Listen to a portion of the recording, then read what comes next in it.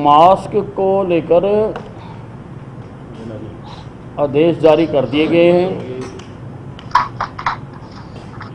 जो मास्क नहीं डालेगा उसको 500 रुपये जुर्माना देना पड़ेगा और जो थूकेगा उसको भी 500 रुपये जुर्माना देना पड़ेगा। जुर्माना लगाने की पावर काफ़ी लोगों को दी है, बीडीओ को दी है, डॉक्टर को दी है, एसएचओ को दी है, काफ़ी लोगों को ये पावर दी गई है जुर्माना लगाने की।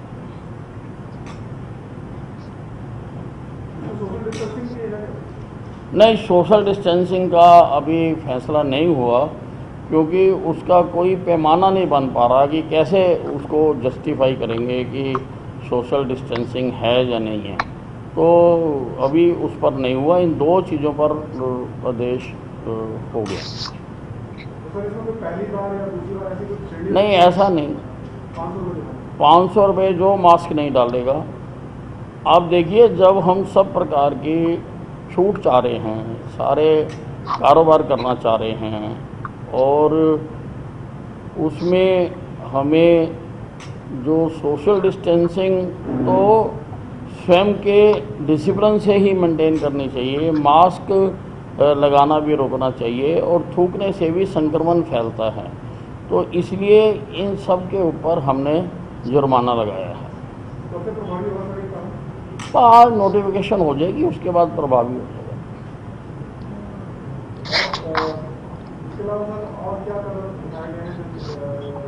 थूकने पे कितना जुर्माना? हाँ जी, थूकने पे कितना जुर्माना? 500 रुपये थूकने पे और 500 रुपये मास्क ना लगाने पे। कोरोना का संक्रमण बहुत बड़ा हरियाणा में सबसे ज्यादा 100 के करीब मामले आए, तो इसको कितना गंभीर से आप देखते हैं? नहीं, देखिए, अब ये तो अब जो कल केसेस आए थे उसमें से ज़्यादा केसेस तो एनसीआर के ही थे। 33 केस गुड़गांव के थे, 22 फरीदाबाद के थे। तो ये केसेस जो हैं ज़्यादा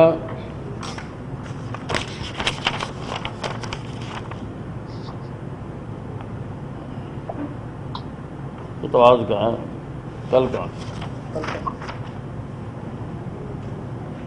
तो ज़्यादा तो हमारा जितना अफेक्ट हो रहा है वो एनसीआर में ही हो रहा है। सर, एक तो जो जुर्माना लगाने की पावर से बात हो रही है, किसको दी गई? डॉक्टर? ये मैंने आपको बताया, एसएचओ लगा सकता है, अस्पताल में डॉक्टर लगा सकता है, म्यूनिसिपल कमेटी का ईओ लगा सकता है, पंचायती राज का बीडीपीओ लगा सकता है। इन सब को हमने ये जुर्माना लगाने की पावर दी है और जुर्माना नगद पे करना पड़ेगा, किसी कोर्ट में जाकर नहीं भुगतना पड़ेगा। सब आज आपने कुछ मीटिंग दी है अधिकारियों की और मुख्यमंत्री के साथ भी मीटिंग हुई है आपकी, किन किन विषयों को लेकर? नहीं, आज की मीटिंग तो ये है कि लगभग सभी 76 की 76 नगर पालिकाओं में जो लिगेसी वेस्ट, जो कचरा पड़ा है, उसको साफ करने का जो है उसके पर प्रक्रिया शुरू की है। उसकी क्या गाइडलाइंस हो और क्या टेंडर का फॉर्मेट हो और कितनी जल्दी हो, क्या क्या उसमें कंडीशनें लगाई जाएं, इसी पर ही विचार हुआ।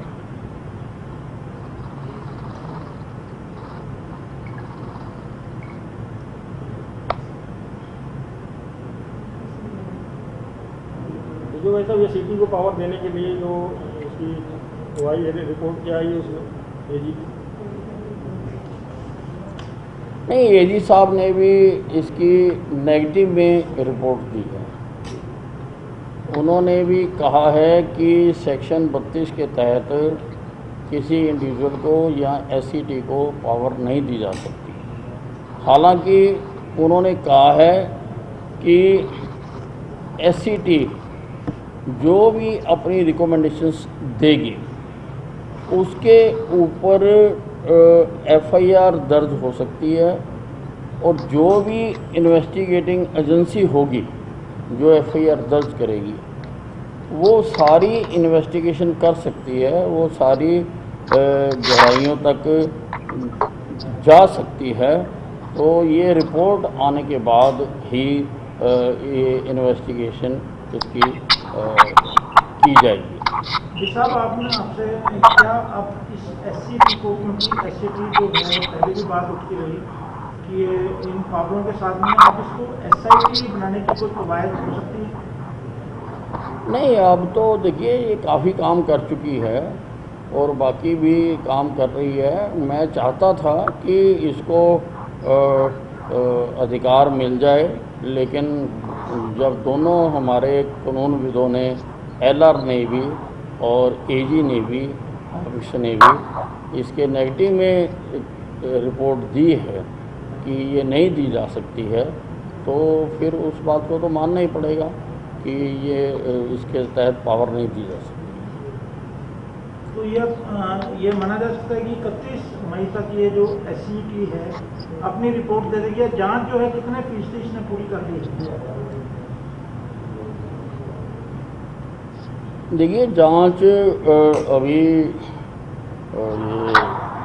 चल रही है और अब पता करेंगे कि 31 तक कितनी जांच पूरी हो जाती है या नहीं हो जाती है। तो इसके समय बढ़ाया जा सकता है? नहीं, अगर ज़रूरत होगी तो बढ़ा भी देंगे।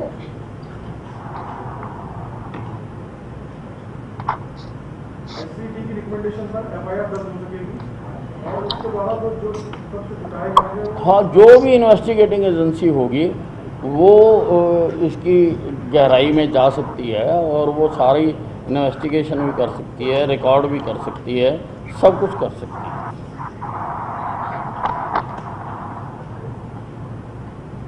ये सर, पहले आप तो शुरू से एसआईटी बनाने की बात करते रहे, एससीटी में क्या हो जाती है सर कि अगर एसआईटी हो जाती तो ज़्यादा बात हो जाती है, एससीटी क्या मतलब रहेगी? देखो, ऐसा है, सरकार जो है वो सभी की राय से चलती है, उसमें किसी एक व्यक्ति की राय से ही सारे काम नहीं हो सकते। कलेक्टिव सोच होती है। तो मैंने ज़रूर चाहा था कि एसआईटी बने, लेकिन अप्रूवल एससीटी की आई और उसको मैंने चाहा था कि सेक्शन 32 में मैंने भी कुछ कानूनविदों से बात की थी और उन्होंने ही मुझे सुझाया था कि संविधान में सेक्शन 32 है सीआरपीसी में, जिसके तहत पावर दी जा सकती है। लेकिन दोनों कानूनविद नहीं माने हैं कि नहीं दी जा सकती है, तो नहीं दी जा सकती है। हमें अपने कानूनविदों की बात को मानना पड़ेगा। तो ये जांच होगी और जैसा एजी हरियाणा ने कहा है कि जांच होने के बाद वो उन्होंने कहा है कि अब भी ये पूरी जांच कर सकती है, पूरी गहराई तक जा सकती है, एससीटी भी जा सकती है। और क्या क्रिमिनल प्रोसीडिंग्स हों, क्या डिपार्टमेंटल प्रोसीडिंग्स हों, वो अपनी रिकमेंडेशनें दे सकती है। तो जब वो अपनी रिकमेंडेशनें देगी तो जो भी एफआईआर दर्ज होगी और सरकार कराएगी, जिस भी एजेंसी को कराएगी, जिस भी एजेंसी को वो दर्ज कराएगी, वो एजेंसी आगे फर्दर सारी इन्वेस्टिगेशन कर सकती है। तो साहब, अभी माना जाए कि जो एससीटी की रिपोर्ट होगी, जो भी उसमें दोषी होंगे उनके खिलाफ कार्रवाई होगी? डेफिनेटली होगी। एससीटी जो भी अपना रिकमेंडेशंस देगी उसके ऊपर डेफिनेटली एफआईआर दर्ज कराई जाएगी और जो भी लोग इसमें दोषी हैं, जहां जिन्होंने गलत काम किए हैं, उनके खिलाफ सख्त कार्रवाई कानून की धाराओं के तहत जो भी बनती है वो की जाएगी।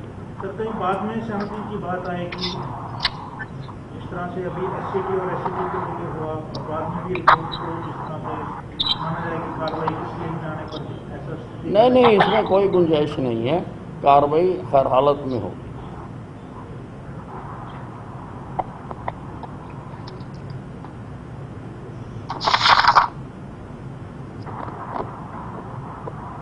साहब, आज प्रदेश कांग्रेस की अध्यक्ष हैं शैलजा, उन्होंने प्रेस कॉन्फ्रेंस करके कहा कि प्रवासी मजदूरों के मामले में भारतीय जनता पार्टी राजनीति कर रही है।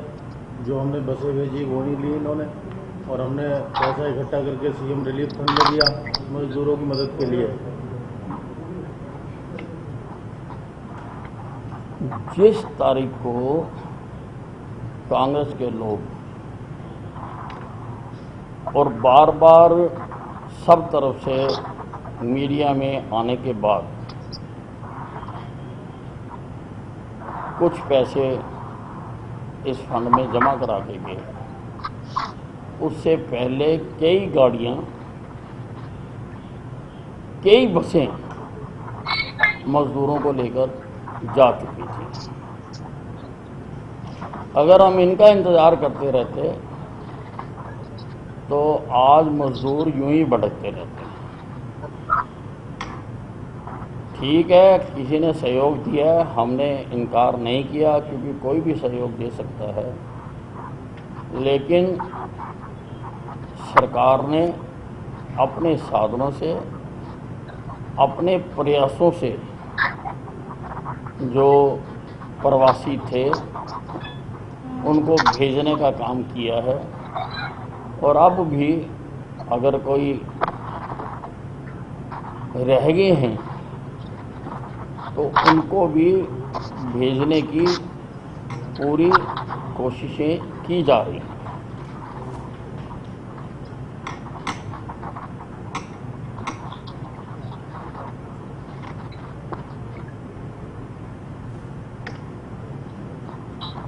कोरोना को लेकर अब राज्य की क्या स्थिति है?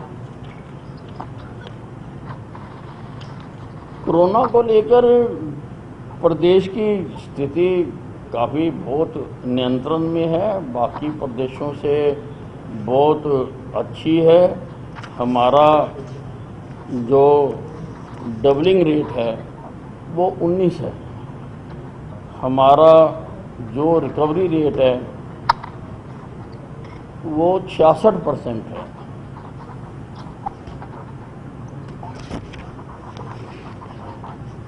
हमारा जो टेस्टिंग है वो पर मिलियन 4000 है। हमारी जो टेस्टिंग है पर मिलियन 4000 है। तो सभी पैमानों पर हमारी प्रदेश में कोरोना की स्थिति, और जब हम कंपैरेटिव स्टडी भी करते हैं बाकी प्रदेशों के साथ, तो बहुत बेहतर है। और ये उससे भी बेहतर होती अगर तबलीगी ना आते या दिल्ली के सटे हुए ज़िलों से लोग माइग्रेट ना करते। 4 ज़िलों में जो सोनीपत, झज्जर, फरीदाबाद और गुरुग्राम में, तो हरियाणा की स्थिति आज सारे देश में 1 नंबर पर होती है। जिस तरह से एनसीआर के जिलों में लगातार कोरोना के मामले बढ़ रहे हैं, तो क्या दिल्ली बॉर्डर पर वैसे ही सख्ती बरकरार रहेगी? नहीं, दिल्ली बॉर्डर पर पूरी सख्ती हमने रखी हुई है और वो उसी प्रकार से बरकरार रहेगी। हालांकि बावजूद इसके कि कल हमारे 12 पुलिस कर्मचारी जो गुड़गांव के नाके पर लगे हुए थे वो संक्रमित पाए गए हैं। बावजूद इसके ये सारा जारी रखा जाएगा। और आज मैंने ACS होम को ये हिदायतें जारी की हैं कि पहले भी मैंने की थी, आज मैंने दोबारा कहा है कि पुलिस कर्मचारी या बाकी भी सारे जो योद्धा हैं जो लड़ रहे हैं, उनकी सुरक्षा हमारे लिए सबसे प्रिय है, सबसे टॉप पे है, हमारी टॉप प्रायोरिटी में है। तो पुलिस कर्मचारियों को पूरे साधन दिए जाएं, ग्लव्स दिए जाएं, मास्क दिए जाएं सबको, और अगर इनको किसी कोविड अस्पताल में एंटर करना पड़ता है या किसी जहाँ पर मरीज ज़्यादा हैं कंटेनमेंट जोन में जाना पड़ता है, जहाँ किसी के स्वर्गवास होने पर उसके संस्कार में शामिल होना पड़ता है, तो ऐसी स्थितियों में जहाँ और भी ऐसी स्थिति जहाँ पर संक्रमण होने का ज़्यादा खतरा है, तो पुलिस कर्मचारियों को भी बाकी कर्मचारियों के साथ साथ इनको भी पीपी किट्स मुहैया कराई जाए। देखने में यह है सर, काफ़ी संख्या में पुलिसकर्मी मास्क और तो क्या उनके लिए भी कोई एडवाइजरी ऐसी बनेगी? नहीं, बिल्कुल मैंने आज लिखा है कि सख्ती से इस आदेश का पालन किया जाए। जो भी आदमी ड्यूटी पर जाएगा और वो उसको मास्क भी लगाना पड़ेगा और पुलिस कर्मचारियों को ग्लव्स भी लगाने पड़ेंगे। कांग्रेस ने आज धरना प्रदर्शन वगैरह किया है,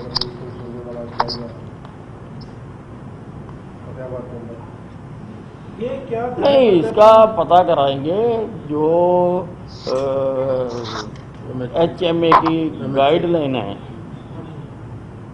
MHA की जो गाइडलाइन है, उसमें तो पूरी तरह से मना किया गया है कि कोई भी राजनीतिक, धार्मिक, पारिवारिक, सामाजिक गतिविधि नहीं की जा सकती है। अगर किसी ने किया होगा तो उसको बिल्कुल उनके खिलाफ कार्रवाई की जाएगी।